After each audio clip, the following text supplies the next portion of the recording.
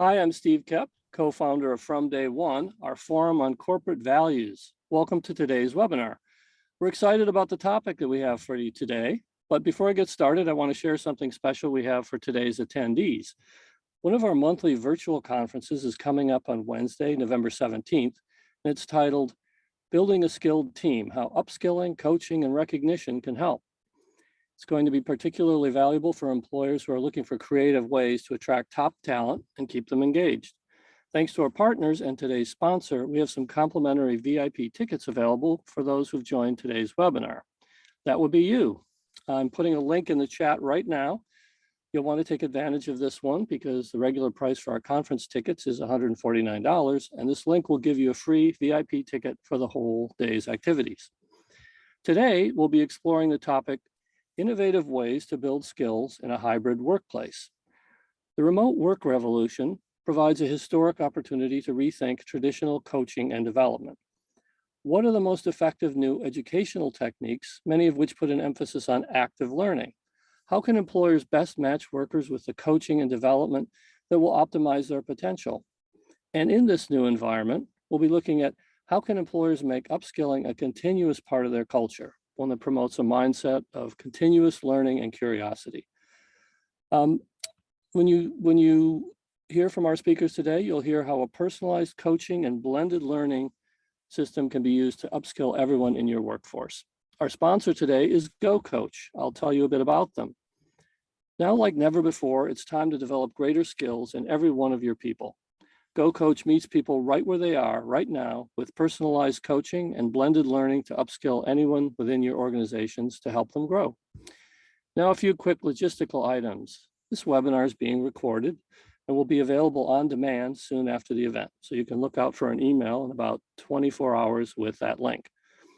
That email will also have info on how you can get professional development credits for this session from the Society of Human Resource Management. And look out for a written account of the conversation on our website at fromday1.co. One more important thing, around the top of the hour, our speakers will be responding to your questions, which you can submit by going to the Q&A button you'll find on the bottom of your screens. You can submit them at any time you think of them during the program. Now I'd like to introduce our speakers for today's webinar. GoCoach's co-founder and chief operating officer, Rebecca Taylor, and head of engagement at GoCoach, Tori Coakley. Okay, Rebecca and Tori, over to you. Thank you, Steve. And thank you everybody for being here. Happy Tuesday. Can't believe we're already in October and we're already kind of in sort of that, season of coming to the end of the year and trying to work out, strategy and everything for 2022. So just want to say thank you so much to the From Day One crew for having us here and for everybody for being part of this conversation. Tori and I really look forward to kind of going through some of these talking points that we have with you about how you can really build skills in a virtual workplace, tips, tricks, best practices, and importantly, some stories of customers that we're working with currently to kind of provide a little bit more reality and gravity to some of these, to some of these concepts. So really excited to hear, everybody's questions and stuff. So, like Steve mentioned, please feel free to add them to the Q&A function in Zoom so that we can get to them when we get to the actual conversations towards the end of the presentation. So I'm going to share my screen really quickly with everybody. Okay. So I always figure it's kind of good for us to start with a bit of an introduction, like who are we and why are we even remotely qualified to kind of talk about some of these topics or what do we bring to the table here? So I'm Rebecca Taylor. I'm the co-founder and COO here at GoCoach. So I have about 15 years of experience in HR before coming into GoCoach as co-founder and essentially employee number one. So my background's in learning and development, training and development, also talent acquisition, and ultimately my last role before founding GoCoach, I was a head of people and culture at a Series A startup in New York. And so built all the HR function, talent acquisition, implemented learning and development stipends, which we'll get to. So I've had a lot of experience kind of working in large public companies to deploy learning solutions to scale those teams, as well as early stage companies who have to kind of work a little bit scrappier with different types of budgets. And we work with sort of clients all across the gambit here too. So really excited to kind of dive into all those different types of scenarios and, share a little bit more about what we found along the way. And Tori, I'll have you introduce yourself. Yeah, thanks. So my name is Tori Coakley. I am the head of engagement at GoCoach. So I think technically was employee 3, and started earlier this year. So excited to be with you all today. I have about 10 plus years of experience in HR. Creating and implementing various HR programs, from development programs to benefits programs, and everything in between. So, definitely I appreciate the opportunity that I've had within HR to be able to work with businesses on the operations side, with business units, et cetera. I'm kind of hearing their needs and helping to create programs that work for them internally. And really what my role is today, which I'm very grateful for, is I still do have the opportunity to partner with HR professionals and kind of doing the same thing, but from a different perspective. So I definitely enjoy that on the day to day. And although, Rebecca and I aren't in HR any longer, we still really reap the benefits of the positive side of being able to help and to support our clients with launching, especially virtual, learning programs, and making sure that we're really meeting everyone's needs. Yeah. Thanks, Tori. And so as we were kind of trying to work on the really topics that we wanted to talk about, we realized that we're trying to cover a lot in an hour, right? So there's a lot that kind of goes into building skills in a virtual workplace. And what we wanted to break down was essentially 5 main buckets to think about. And a lot of this was actually been built from questions that we get asked from clients as we're going, throughout some initial discussions with them. These are also coming about from Q&As that we've asked people to submit their questions to. So we really wanted to source, some general topics from the community at large to really understand kind of what's top of mind for everyone, so that we can get to sort of a lot of the meat of that as we go through this conversation. And so it comes down to 5 essential buckets that we'll be going through today. So we're going to talk about learning trends. So what's new in learning and development? What are some things that people are thinking about? What are the new and upcoming practices that are being leveraged? Driving employee engagement. So once you do have something, how do you drive employees to leverage it, to use it, to be engaged? Branding. So we might be curious as to why branding is something that's present in an HR conversation, since it's historically associated with marketing. But good news is we'll get to dive into that, because how you brand your learning experience and your learning solution really makes a difference in how you're going to engage people and see results. Speaking of results, we're going to be talking about measuring success, which is actually probably the biggest question that we get asked a lot. So we'll dive into, that one probably more extensively than some of the others. And then finally, strategy and best practices. So it might be strange to leave strategy and best practices the last one. But a lot of that is because there'll be different strategies and different best practices that apply to different types of companies and situations. And the thing that's really interesting about building skills is that everybody's different. Every person is different. Every team is different. Every company is different. And so understanding a lot of these first 4 components of what we're going to talk about will really help you form the foundation for your strategy and for your best practice. So let's dive right in. We figured that it would be first interesting to kind of go into some learning trends, right? Because the question that everybody's always asking is, how do I know that I'm doing something that is relevant to the, to the general broader community? What are other people doing? What are some other things that have been showing to be successful at different places? So what we've really seen across the board, and this really comes from companies that are just starting out, so kind of those earlier stage startups, straight through to huge international enterprise companies. So one of the biggest trends that we see is the concept of providing learning allowances for all of your employees. Sometimes this can be called different things within, different types of companies. Sometimes they're called professional development stipends. Sometimes they're called, different types of learning, either learning stipend, but allowance has kind of been the broadest term that's used. And really what it does is it gives the learning dollars to the learners themselves.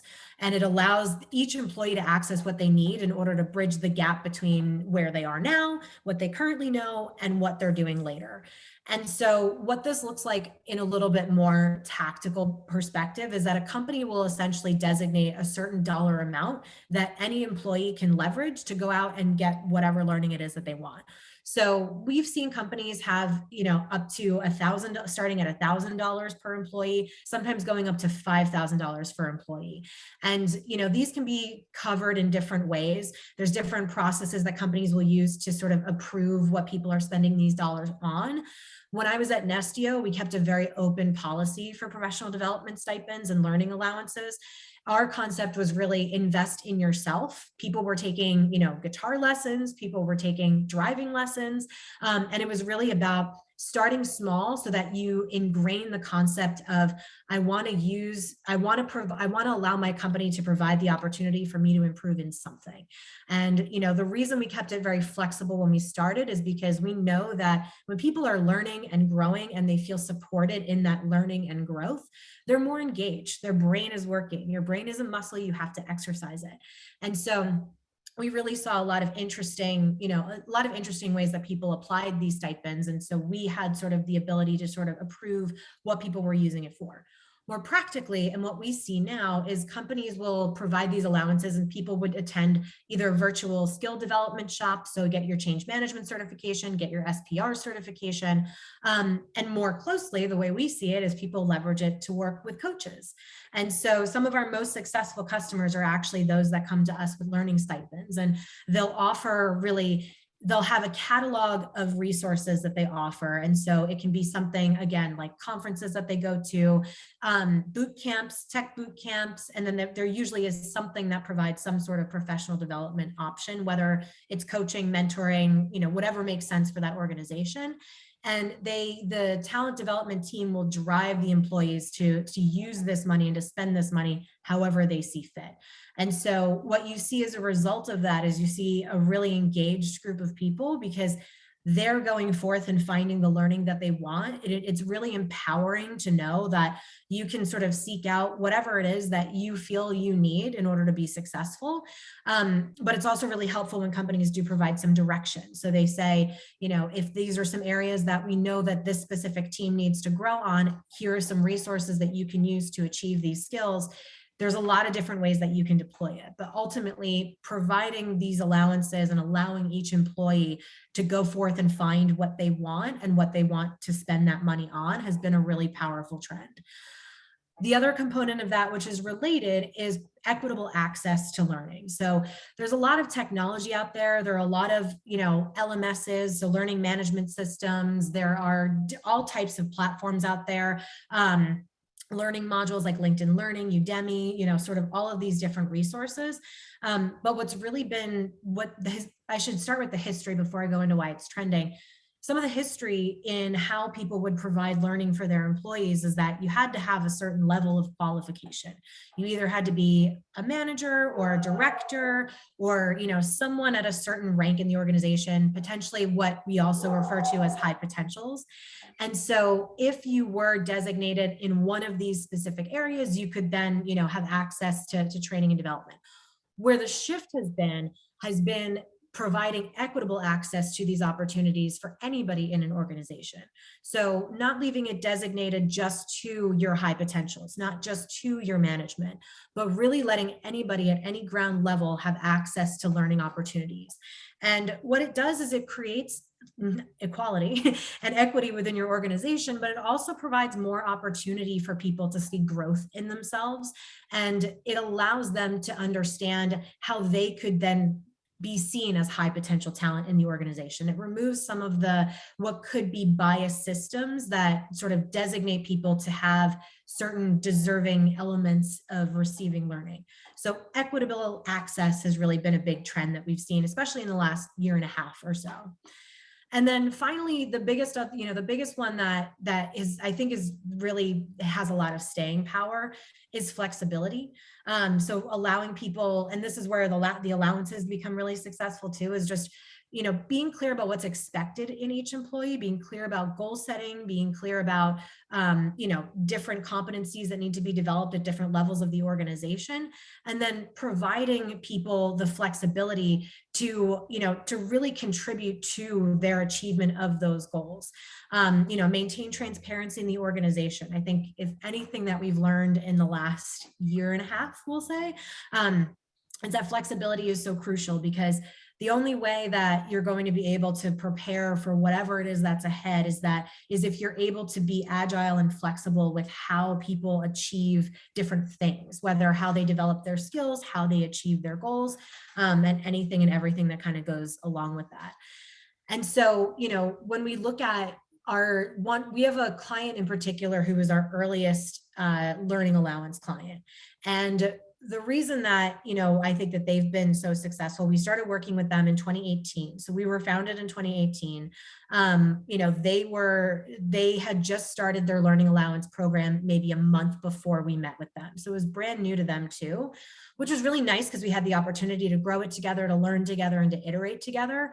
But really what it came down to is they were experiencing a lot of turnover. So they had, and they were experiencing turnover because they were a very flat organization. They were about 400 employees or so at the time. They had a lot of people who were very, very talented without a ton of layers and levels to grow, right? Which is pretty common in a company that stage. They'd also just gone through a major acquisition. So they weren't going through a true integration, but they were now, they now had more resources because they'd been acquired.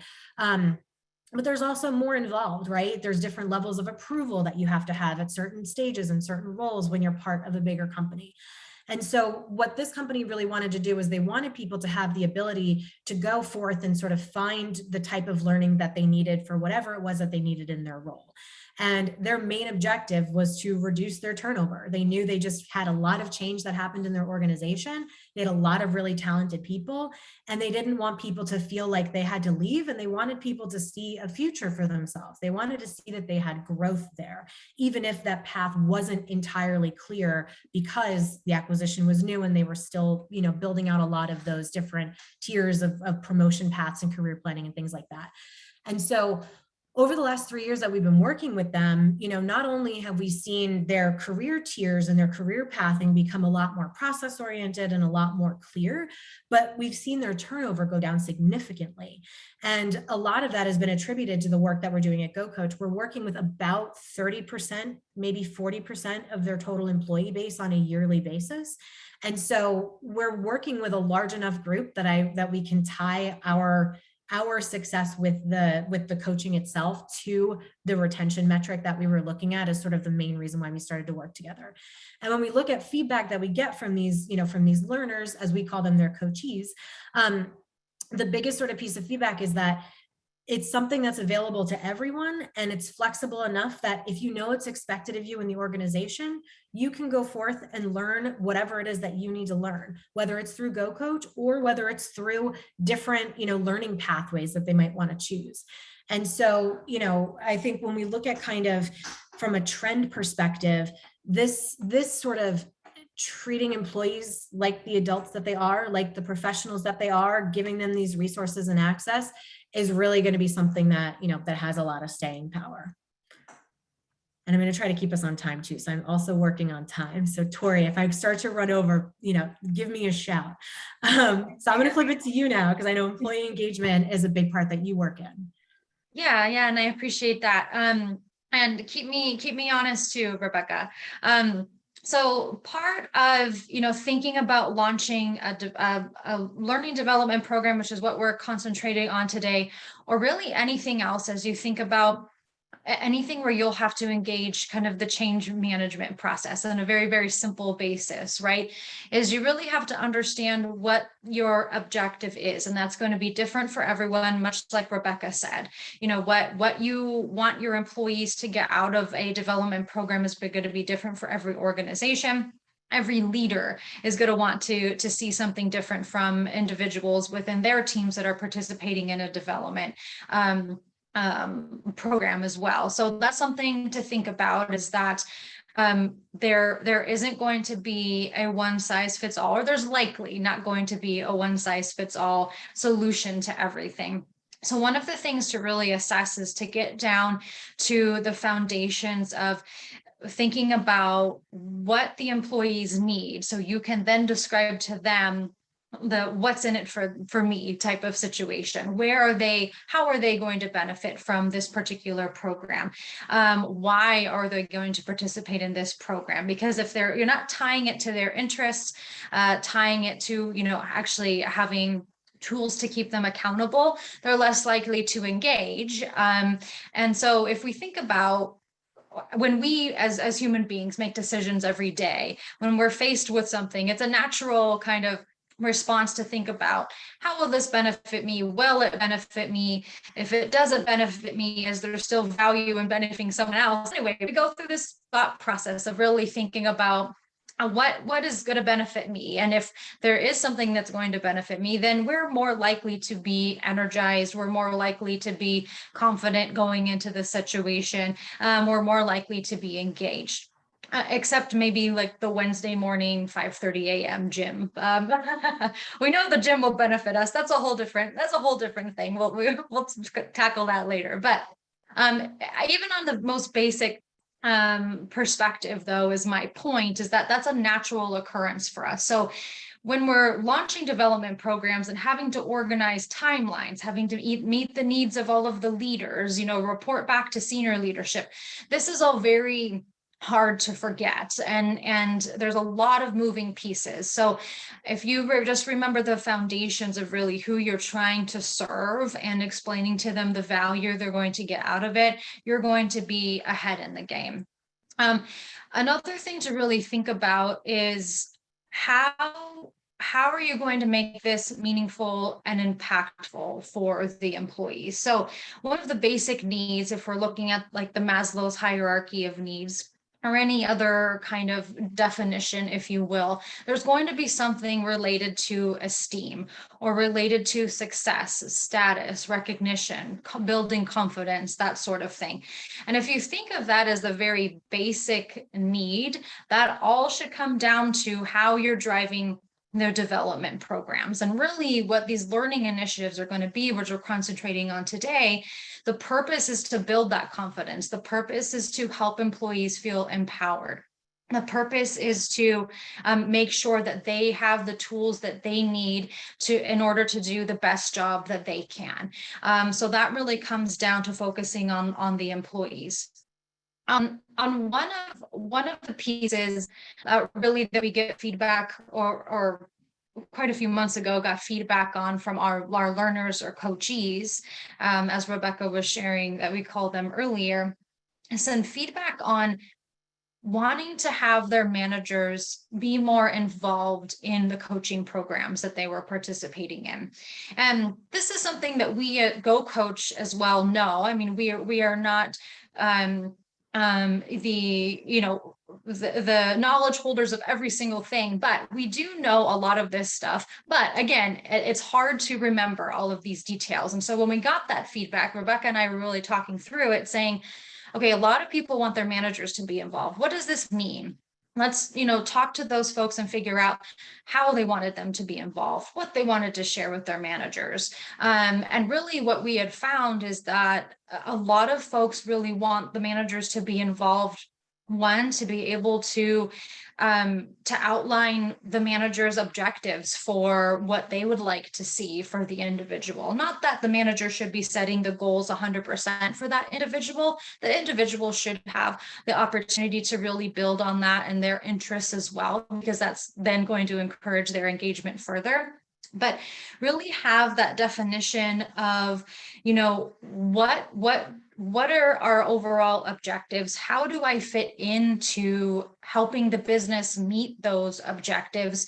And what are those behaviors that I need to change? So when we talk about upskilling, reskilling, what we're saying is these are all new behaviors. These are all new ways of thinking. These are all behaviors and actions that individuals are going to take. They're going to be different from what they've done prior in order to bring about different results. And so when we talk about those things, really at the core of it is behavior change. So what are the things that are going to drive the behavior change and really make it stick for individual learners as well. So it's not just about that initial shift. It's about how in the stressful times or how in times where they're uncomfortable, can we make sure to support them in remembering those behaviors and how they have a positive impact on how they work and the people around them as well. So one of the things that we do with our clients to support managers as well is we build out manager toolkits and HR toolkits, as well as toolkits for the coachee. So if we think about at GoCoach, all of the stakeholders that are involved and working with us to launch their internal programs, those are all of them. So the HR stakeholder, the manager stakeholder, and then the learner or the coachee. And really focusing on the managers, Rebecca really says that it takes a village to raise a coachee, right? So think about the people that are around that coachee or that learner, who they work with on a day-to-day basis, and their leader, most importantly, and really think about how those individuals can help to support them. And really that starts with the manager. And our toolkits really include best practices for the manager, such as, giving them the ideas of checking in frequently to give ongoing feedback, making sure, again, that the employee understands what they're working on and how it ties to business objectives, building in those behavior changes and objectives into their goals, whether it be annual performance reviews, quarterly check-ins, whatever that might be. Just another layer of accountability to really help them focus in on where are they going to be a part of the bigger picture. Because if they're not expanding their thought processes on how it impacts the team, how they can be recognized for it, how they will be, getting confidence, is not going to be enough. They sometimes, learners, most of the time, actually, from what we have seen, unless they're being recognized by their manager, are really they're less likely to continue with those positive behavior changes, because they're really sometimes failing to see or don't have the tools possible to help them see that bigger picture. So that's going to be really important for a lot of folks as they engage in the new programs that you are launching. And if we think about some of our clients too, with the ongoing communication piece and the toolkits that I referenced before, know that it's important to have resources to help to encourage the right behaviors and to help the individuals who are participating in really knowing the parameters and knowing the best practices. But also know that those might shift. So you might get feedback as part of those, our toolkits as an example, where I've had to make a few tweaks where clients say, hey, I wish I saw this, or I didn't really understand how this certain thing, meant with what we see on your platform if someone's engaged in a coaching program. So those things continue to change and evolve as we get more feedback. So know that doesn't mean you didn't do a good job initially. That just means that it's working, that people are looking at it, that people are giving you feedback. And from an HR perspective, if we are really responsible for some of the success of the programs, it's in our best interest to make sure that the resources really support the people who are going to be using it. So as part of that ongoing communication, also think about different types of resources. So is it a toolkit that you put in a PDF?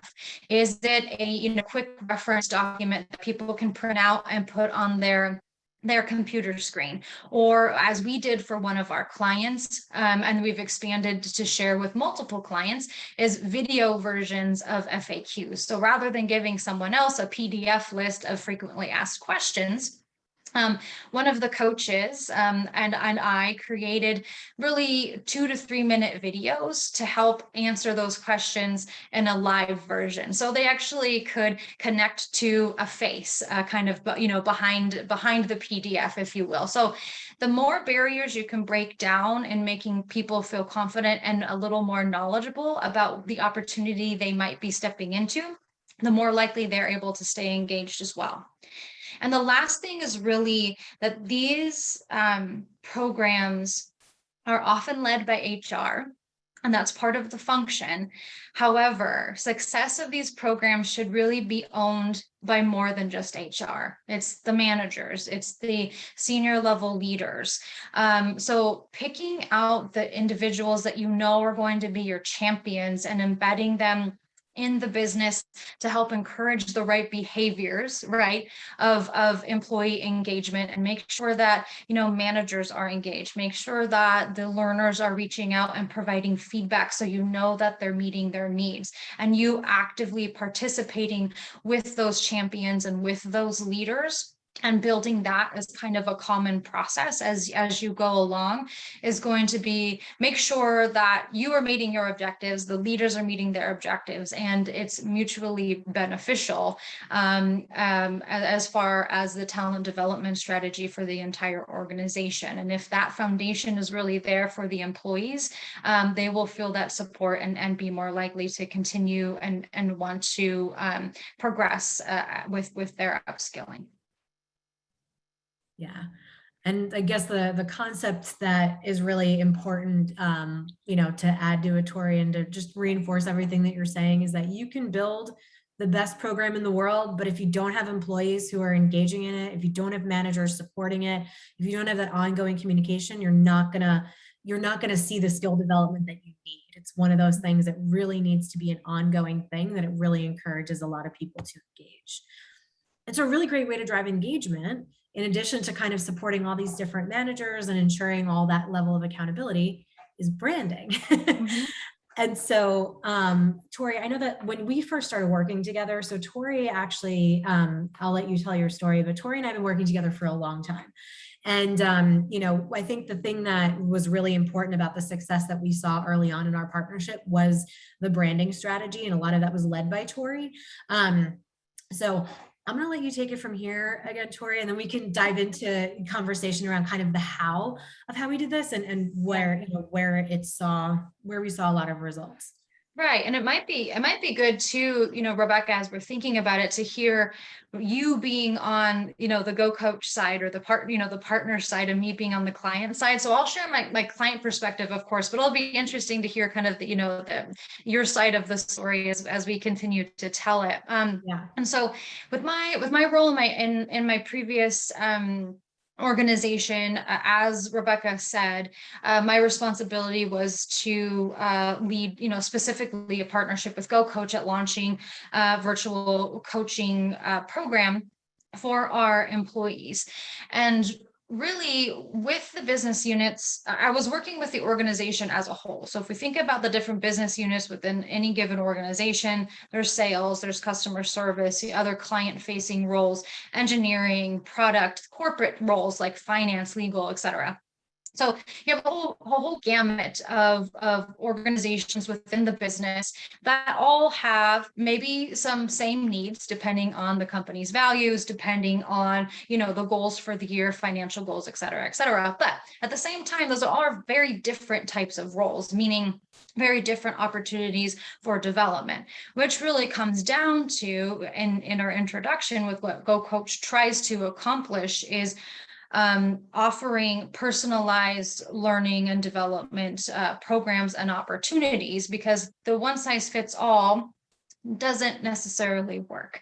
And the very basics of, some of our LMS systems can offer development to only a certain point, but where the value really comes in, and what we were learning at that prior organization that I was at, is that those LMS systems weren't working. There's only so much basic of communication that people can learn, because they weren't really tying it into, well, how do I really use this in the real world? Or how, if I do change this behavior, what is it going to result in? And they didn't have a partner to really help hold them accountable with, here's what you learned, how are you seeing the impact of that behavior change, and where do we need to continue to tweak that? So a lot of that is, the need at the prior organization was really coming to a point of, okay, if this LMS system is offering the foundations, which is not, not wrong, how can we build on that? How can we give that personalized learning experience? And really, what we had heard how we had come to that conclusion was talking to our audience, talking to the people in sales, talking to the people in product, understanding, how are their development goals different?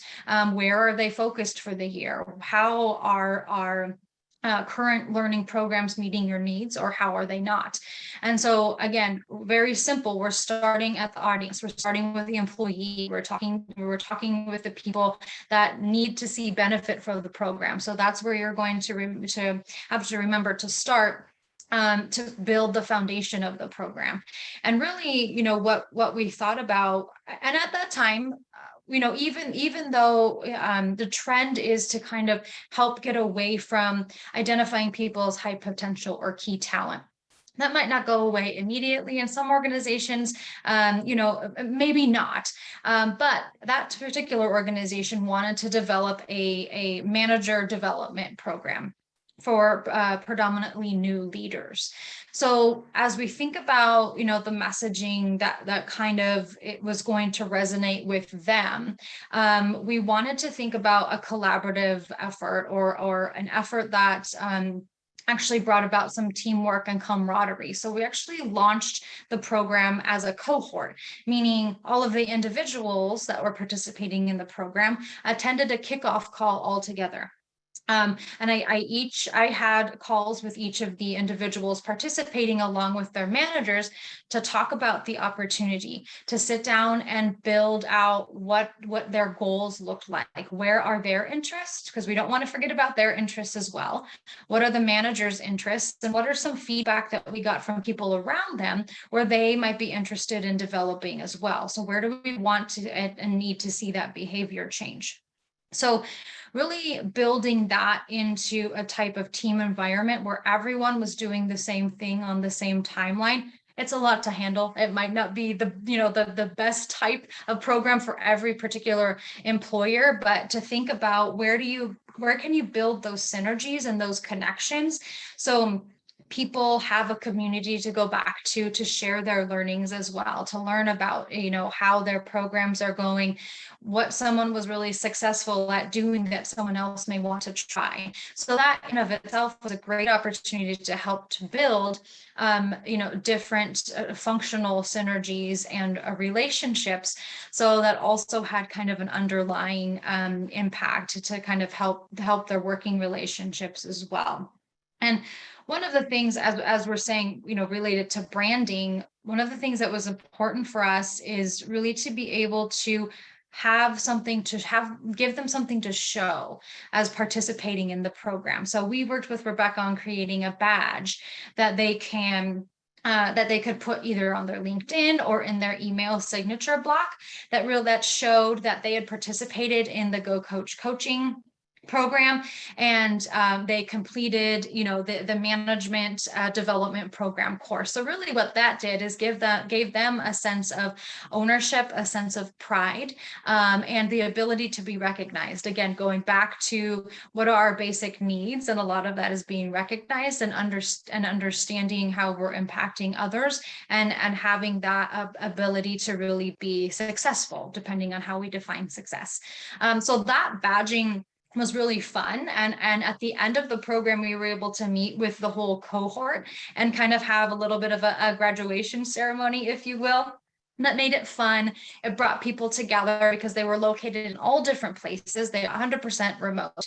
And we're able to deliver the badges to everyone, which was super fun. So not only did we really, maintain, and was starting with a needs assessment and really understanding what the need was, how we achieve those goals, how we hold people accountable, making sure that we were continuously communicating and really hearing the feedback from an ongoing perspective by meeting so often with the team. Along with a little bit of fun component, we were able to keep that entire group engaged throughout the whole program. And really had the ability to build camaraderie and also build synergies again across the functions, which was an unintended goal to some extent, but was definitely positive that the rest of the organization saw. And those people that participated in that first cohort really became our advocates internally at that organization as well. And then they continued to refer, GoCoach and to, help to bring in some new coachees after that. Rebecca, what are the things that you saw on your side as I was working from the client side that you really thought, was helpful and stood out as far as our success with that? Yeah, so it was a few things. The main part, and I would say this even if you weren't on the call here, but the main part was that we had a really strong partner there, where you were a really strong, HR representative. You knew your people. You were very invested, and there was a strong vision for the program in general. That's an important sort of 101 in any type of skills initiative. It's like you have to have someone who's really there as that champion on the ground that gets everybody engaged. But what was also really interesting is that, like you mentioned, everybody was located in different areas, including you, including me, like everybody in the program is in different areas. All the coaches were in different areas, but it still felt very centralized because there was a really strong brand behind it. There was a persona, to the leadership development as to leadership development as a concept. And so from what I remember, we were working with the first cohort, we had individuals from finance, from operations, from technology, like so many different divisions where they don't always work together. So even if they personally knew each other, they may not have had a lot of experience kind of working together. And they had this sort of strong level of camaraderie after going through this together because, even though they don't necessarily see each other every day, they were then part of something where they all had different needs. Each of them had different leadership development needs that related to where they were and what they needed to accomplish and how it translated to their role. But they all had the same level of commitment and interest in getting it done. And so we're now seeing, people who a lot of them have been promoted, actually, I think since we started doing this, and their teams are getting promoted too. So you're seeing a lot of impact on the business, especially when you're looking at kind of how everything was impacted by COVID. You already had a strong level of leadership that had developed their leadership skills, even in this hybrid disjointed way before it was trendy and common. So you can really drive people to do things differently if you give them that right sort of avenue and way to do it. And I know we have other things that we want to dive into, but I know branding is always, to me, branding is just, it's important because people also need to have that visual. Learning is difficult, behavior change is difficult, skill development is difficult. And it's really easy to go back to old habits when you're under stress, like Tori mentioned earlier. And so having that visual personification or that just visual reminder of the fact that you've built certain skills just to call back to it, sometimes it can serve as a really good reset and a really good reminder so that someone can lean into the things that they learned while they were going through their learning program, even in the moments that matter after it's over. And it's really about in making sure that these things endure, that the skill development really endures so that they can, continue to develop bigger skills as they grow. Speaking of endurance is a big part of how we measure success. And by that, it kind of ties to, that's kind of where you see a lot of it in the business ROI, but there's a lot of questions that we get a lot of times about how you can measure success in learning programs. And as much as I want to say, here's the formula, I'd be lying to you if I said there was one formula for it, because like we mentioned earlier, every learner is different, every company is different, every case, situation, and set of resources is different. But the things that are common threads to this are engagement and utilization. Like I said, you can create the best program out there, but if you don't have people using it and you don't have people engaged in it, it's not going to get done what you needed to get done. So when you're looking at success metrics, definitely set a metric that is focused on engagement. So number of people you want to participate. If you're looking at an LMS, number of courses that you want viewed in what specific categories, like really sort of setting that goal for basic utilization and engagement is a really good place to start. And then the big part, the big hairy question is the business ROI, right? How do you map business ROI to, learning programs? What I always say is that an HR professional needs to know their business. Everyone in every organization should know their business, but HR really needs to know their business. You need to know how the business makes money. You need to know where the business is doing well, where it's failing, what your competition's doing. You really need sort of this big understanding of the landscape of your organization and others so that you can really understand how you can impact that in a successful way. That goes for every part of your HR role. But when you're looking at how it impacts learning programs, the most tactical way that we work with customers to do this is we tie coaching goals to KPIs, OKRs, whatever specific business goals our coachees are attached to. We start there and we say, okay, let's say, Tori, your job is to increase sales by 40% in this next year. So we say, okay, that's the main sort of thing that Tori's focused on this year. What does she need to do differently in order to make that happen? Does it have to do with the way that she leads her team that will then, contribute more meaningfully to that goal? Is it how she needs better negotiation skills to navigate bigger contracts? And I'm calling you out, but not calling you out just because you're here as a human who's here. Could be anybody. And it's really baking it into what are the specific gaps that she has in her current skill set that are holding her back from hitting that specific objective. And when you're starting off with any learning program, we talk a lot about coaching because it's what we do, but it ties into so many different types of learning strategies, whether you're looking at, again, learning modules, workshops, group facilitation, anything like that.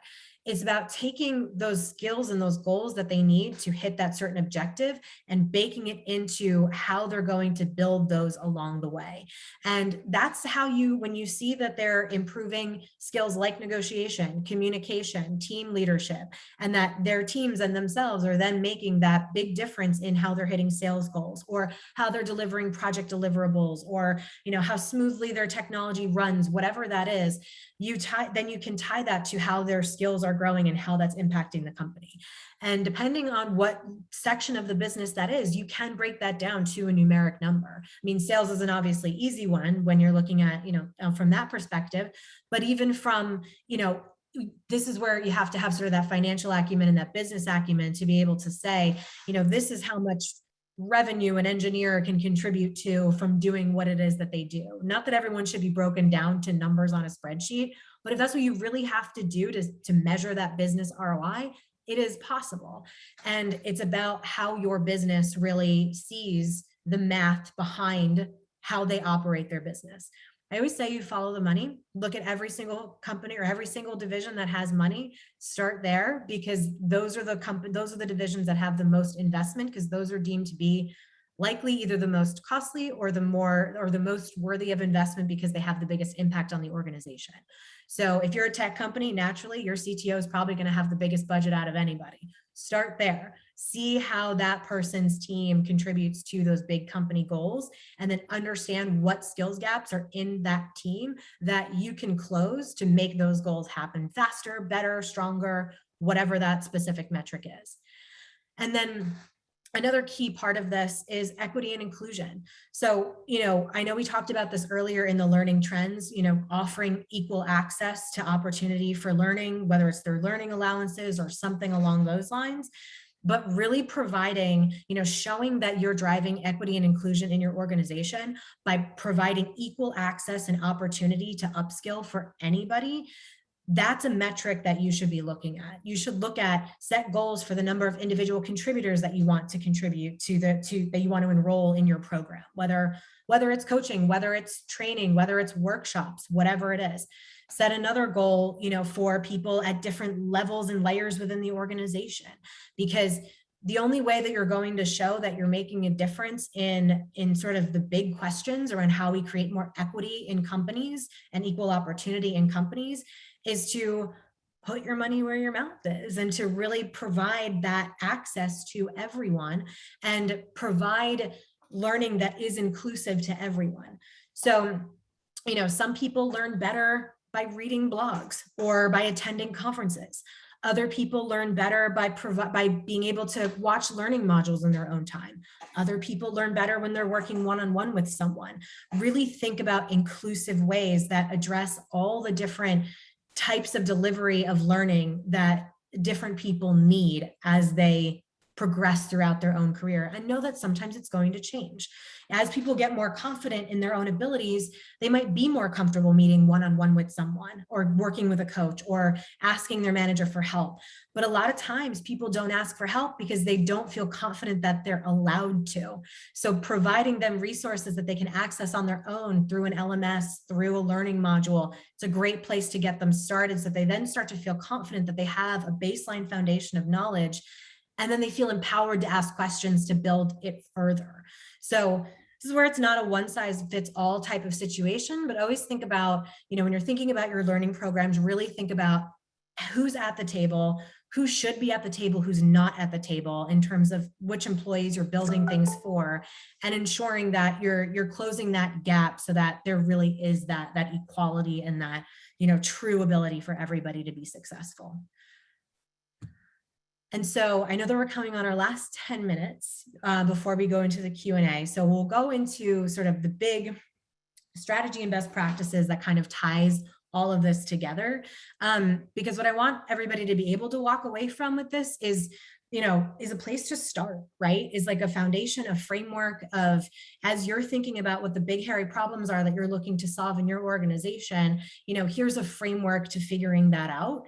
And if you're looking at sort of different ways that you can upskill people, really think about why you're doing it and the relevance of why you're doing it, so that if you start at the why, you'll get to the how. So when we look at sort of, learning strategy and best practices from a very broad lens and perspective, because again, everybody's different, every company's different, there are three really important components: reinforcement, buy-in, and relevance.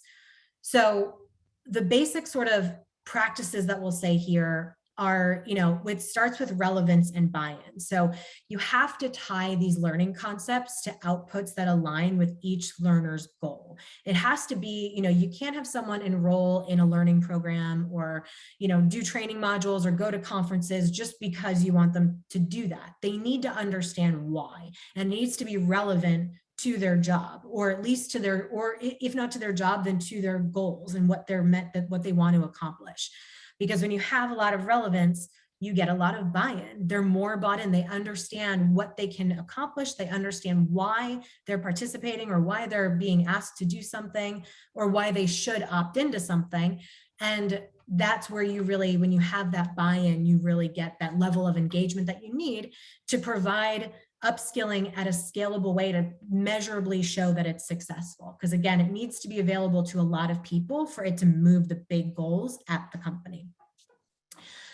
Reinforcement is a big one. So Tori and I are big fans of change management just as a concept. HR people, we live in change management all day, every day. And the most important part of any change management strategy is reinforcement, which is why you'll hear us talk about it a lot. It's that ongoing communication.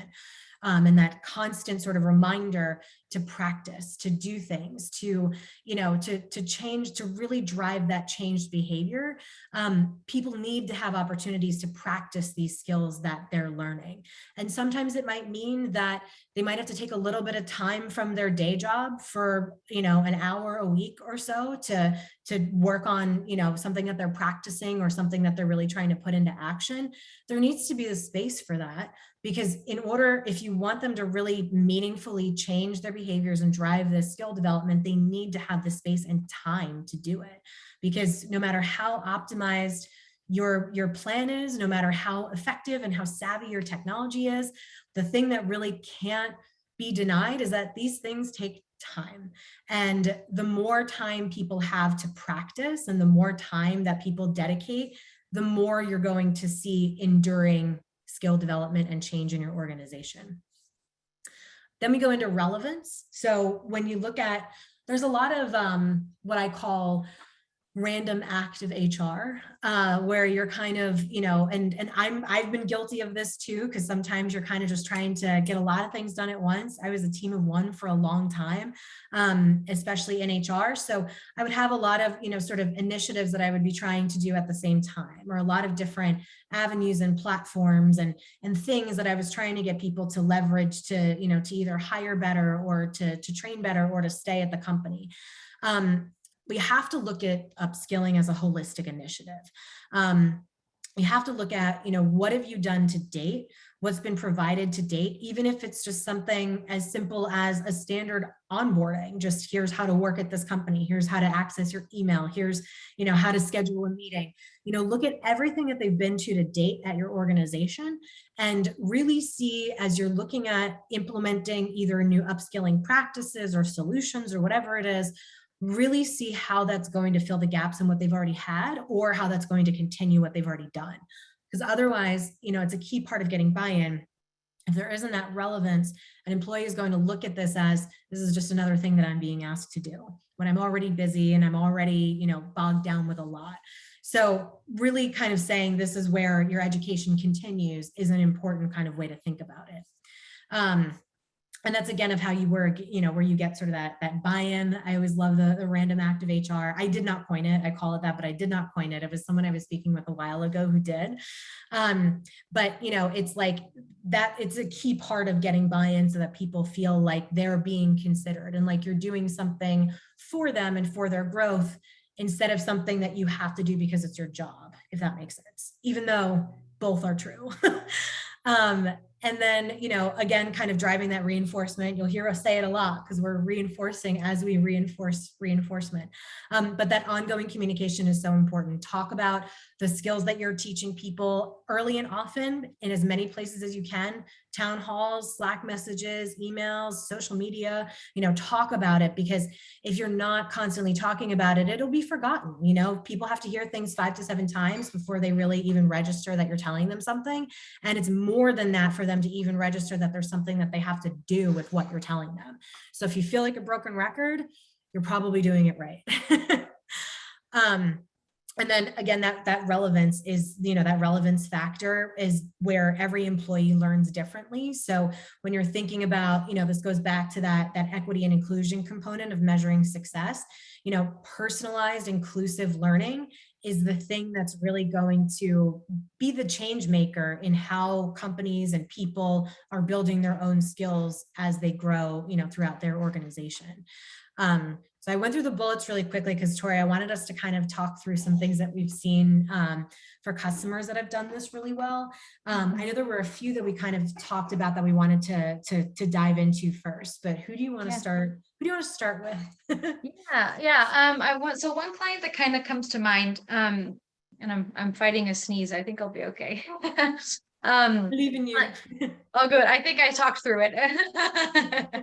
One thing that a client that does come to mind is one that was actually recently acquired. So as we talked about a lot of times too, you might have your objective, you might have the reason as to, why this is relevant to employees and leaders and why this is important in order to kind of, encourage their engagement. But as you can imagine, if a company is acquired or you acquire another company, or there's a big change within the organization that could kind of impact maybe how they're looking at things or what their goals might be.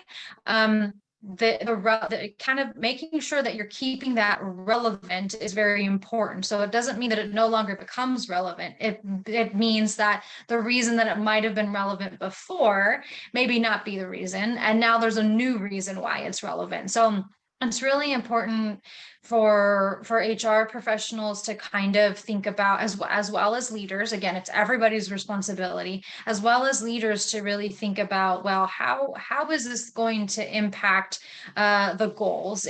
Do we now need to focus on how are we going to get our new teams acclimated? How are there going to be role changes? Are there things that we need to think about, and not big picture goals sometimes it's just the little baby steps of getting folks through that change. in order to see success before you kind of pick up the bigger picture again. So you might be starting with the big picture, but some change might happen where you then need to kind of hone in on particular behaviors and particular things in order to get through that big situation. So remember to be flexible. I think that was in one of our previous slides, and knowing that things are going to change. And really our role as HR professionals is to really support in kind of that ebb and flow, but keeping consistent with really what you're trying to accomplish, and the actual topics and goals there might change a little bit. And with that client as well, they started, I think, not knowing that they were going to be acquired. And so really, as they start and think about, with getting the buy-in, they really started at business leaders. All of their business leaders are involved with understanding, what the goals are, what the impact is, what the relevance is. And so when you really have that, and I don't prefer using the top down, because that's not necessarily what it should be, but the top should be the partner to the down. And so if you have, again, going back to that foundation of support around the employees, they're more likely to buy into it, more likely to be engaged and to stay engaged. So think about that community and it from a group perspective, and having that support from day one to really help along continue the process, even after the program or that initiative is done. The after is really where you start to see the long-term change and the impacts there. Nice tie to the from day one side. That was for you, Steve. I heard our name being called. Thanks, Rebecca. Yes, I'm Steve Kep, co-founder of From Day One. Popping up again to remind you, we're talking about innovative ways to build skills in a hybrid workplace. Our sponsor is GoCoach. At this point in the program, Rebecca and Tori will be answering questions you submitted via the Q&A button. You can keep on sending questions until we get to the end of the session. Okay, Rebecca and Tori, back to you. All right. Thanks, Steve. Steve? So I know we're going to dive into some questions here. And so we're looking at, and definitely, as Steve mentioned, feel free to, continue adding some. And if there's anything that we don't get to, in this section and in this part of it, we'll be providing, sort of our contact information afterwards too. So we're happy to kind of continue to dive in and to sort of go through, a little bit more here. So let's see where we want to start. So let's start at the top. Tori, do you want to answer the first one or do you want me to answer the first one? Sure. Yeah. So the question is, if we're on the right one for the first one, is the style or format of learning and coaching changing to adapt to a distributed workforce? So as I'm reading that, I'm thinking, so now, especially in this day and age, although it sounds weird to say that, I think it might have a hybrid workforce. Some people are coming in to the office and might be centrally located. Some people might be remote. There's a mix of the two. So the style and format of learning and coaching, as we're just focused on potentially GoCoach and how we support our clients. The short answer is no, again, because coaching meets everyone where they are, whether it be location or where they are in their development path, right? So, the approach from an internal perspective might be different, considering communication, how you're rolling it out, how you continue to provide resources. So if people are centrally located and you can meet with people in person, that's going to have a different impact than if you just send somebody an email that might be a remote individual as well. So think about if there is a mixed format, or not necessarily, how do you bring in the people that can't have FaceTime with you? What's going to be, and even straightforward asking a set of remote employees is, what is the best way to communicate with you?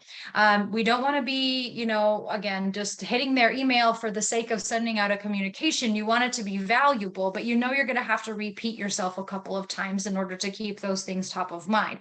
So is it Slack?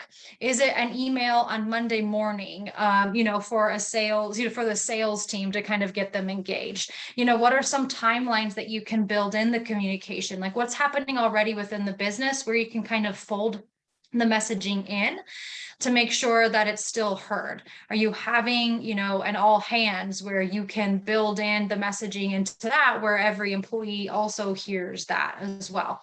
So I think what it comes down to from a remote perspective, our job and our coaches' jobs don't necessarily change, because that's really what GoCoach is built on, is we come to you in a virtual way. But I think it's the way that HR professionals internally handle it, specifically from a communication standpoint, and making sure that when you're talking, they're going to be more likely to hear you.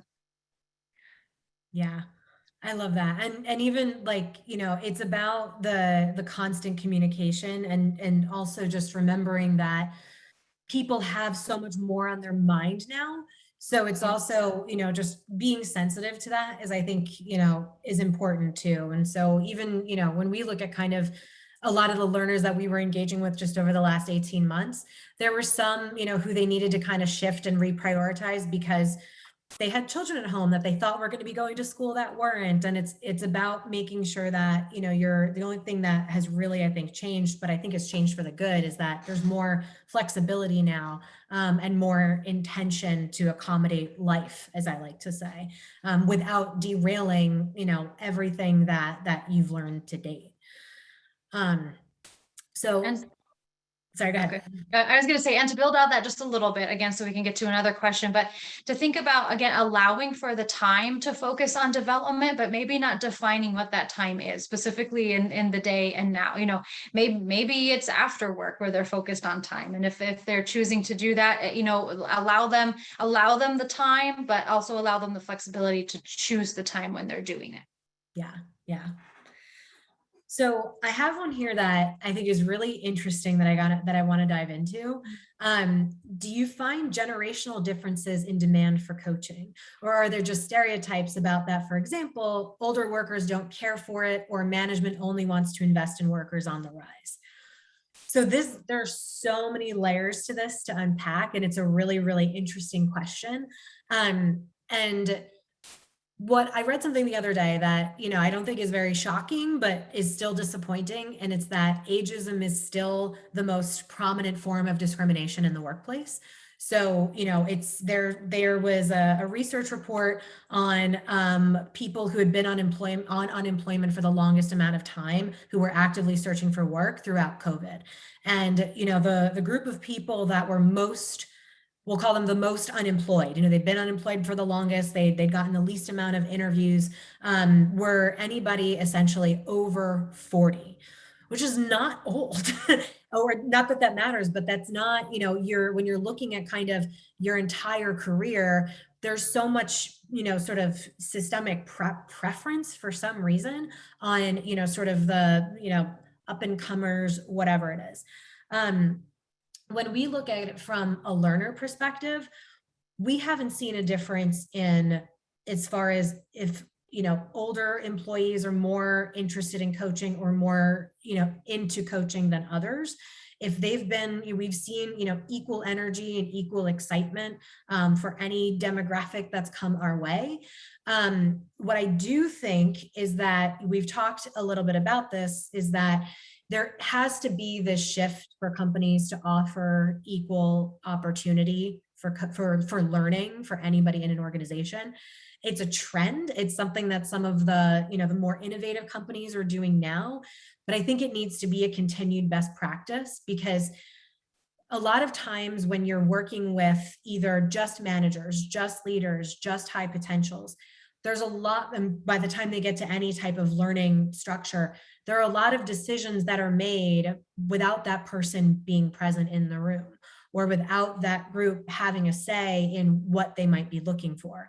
And so the only way that you can really look at learning for the sake of a learner with someone with a growth mindset versus someone with a fixed mindset is by offering the equal learning opportunity to everyone, and then seeing who takes advantage of it, seeing who opts in, and being smart about the surveys that you're sending and how you're measuring success. When you look at that equity and inclusion in your success metrics, and you look at the engagement and utilization in your success metrics, be intentional about the questions that you're asking, so that you can understand why certain groups are participating and others aren't, from their own words and from a very data-driven perspective, as opposed to one that could be reaped in bias or in anything along those lines. So, we don't see, in terms of those who we work with, we don't see a generational difference in those who are interested in coaching and those who aren't once they get to us. The companies that offer the, professional learning stipends, which we work with a lot, or GoCoach Access for All. And again, I'm only speaking about our clients because that's just the facts of what we know. I don't want to speculate. I can speak about what we do know. Those who offer GoCoach to everyone have higher levels of employee satisfaction across all of their demographics, including age.